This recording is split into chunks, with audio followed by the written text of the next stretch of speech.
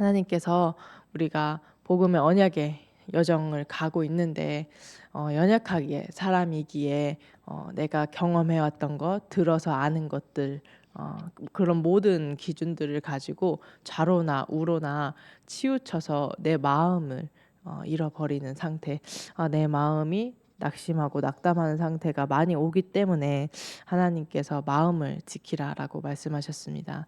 우리가 세계가 복음화되어지는 언약의 여정 가운데 많은 영적인 싸움을 하면서 나아갑니다. 근데 그 속에서 내가 마음을 지킬 수 없다면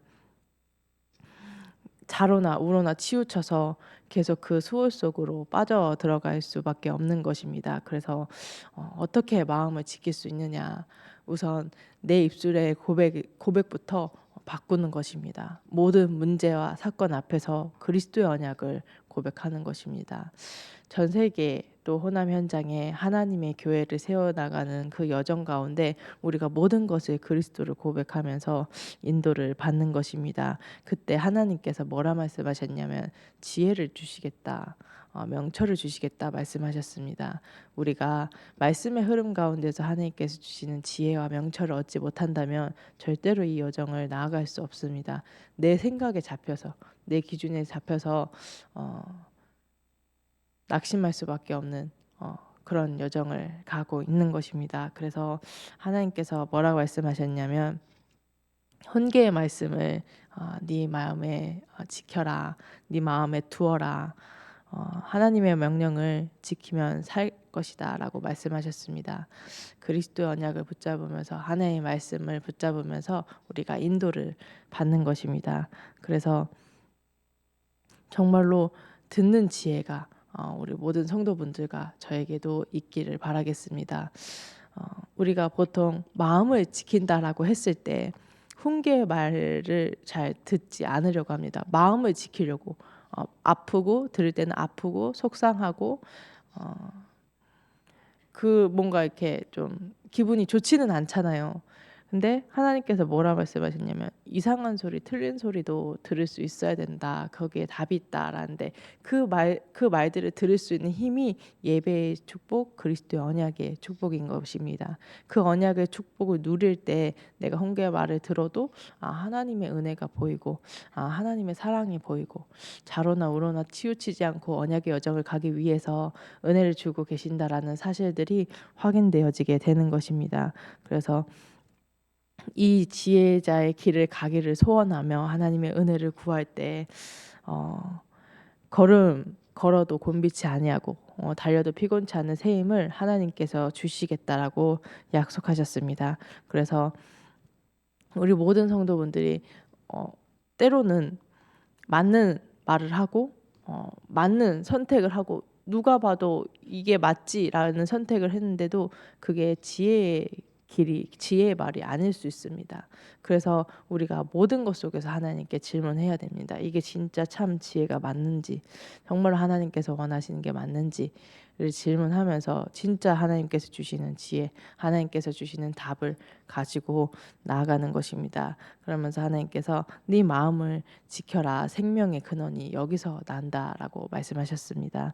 그래서 구부러진 말, 비뚤어진 말을 멀리하고 버리라고 했는데 왜 내 마음을 지키는데 구부러진 말, 비뚤어진 말을 하지 말라고 하셨냐?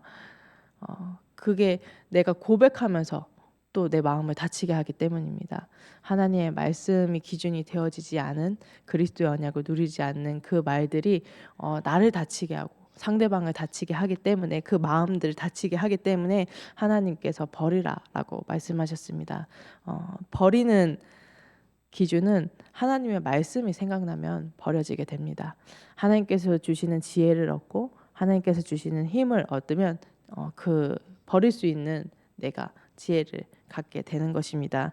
사람들이 버려야 되는 거 아는데 왜 안 되냐? 버릴 수 있는 힘이 없는 것입니다. 내가 버릴 수 있는 내 기준이 안 버려지는데 내 기준이 안 놓아지는데 그걸 버리기에는 쉽지가 않죠.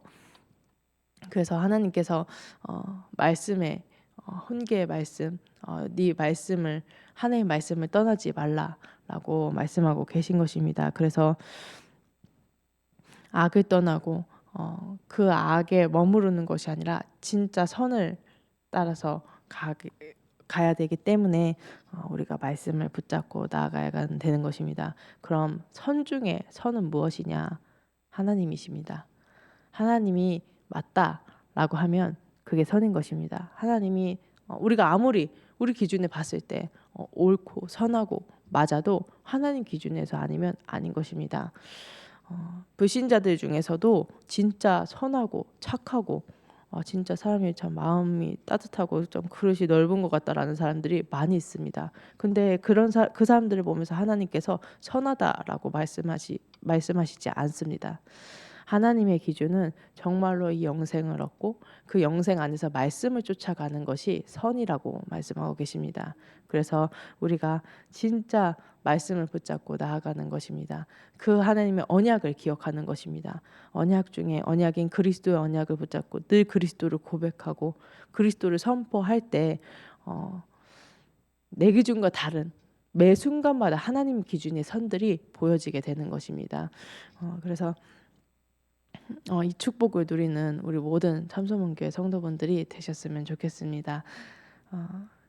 오늘부터 시작해 보는 것입니다. 내가 하루에 한 번 또는 하루에 두 번 그리스도 언약을 선포하고 그게 지속되어질 수 있도록 이 한 번, 두 번이 내 삶을 사로잡아서 내 온통 삶이 그리스도의 고백으로 넘쳐날 수 있게 되기를 하나님의 은혜를 구하면서 인도를 받는 것입니다. 그래서 그때 정말로 마음을 지키시는 하나님을 만나게 되는 것입니다. 나로는 절대 용납할 수 없고 넘어갈 수 없고 끊임없이 내 속에서 화가 치밀어 오르고 그 속에서도 그리스도를 고백할 수 있게 됩니다. 그리스도로 말미암아 내가 원하는 대로 문제가 해결되어지는 것이 기준이 아닌 하나님의 뜻과 계획이 발견되어지게 됩니다. 하나님의 뜻과 계획이 발견되어지면 평안하게 됩니다.